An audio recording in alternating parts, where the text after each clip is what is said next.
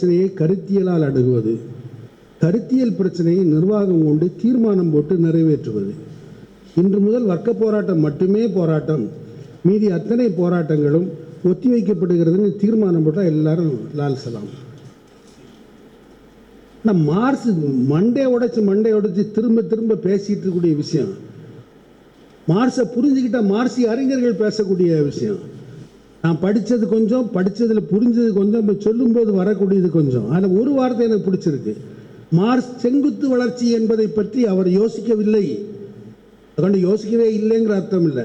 Horizontal development அப்படிங்கிறத பற்றி தான் யோசிச்சார். எல்லாவற்றையும் அணைக்கக்கூடிய தொழிலாளி வர்க்கம் அப்படின்னு சொல்லக்கூடிய வார்த்தையை நாம் மீண்டும் மீண்டும் உணர்ச்சிகரமாகவும் அறிவு ரீதியாகவும் பேசிட்டே இருக்கோம். இந்த ப்ராலிட்டேரியட் அப்படின்னு சொல்லக்கூடிய வார்த்தையினுடைய தொடக்கத்தை கேட்டவுடனே எனக்கு கொஞ்ச நேரம் ஒன்றுமே யோசிக்க முடியல.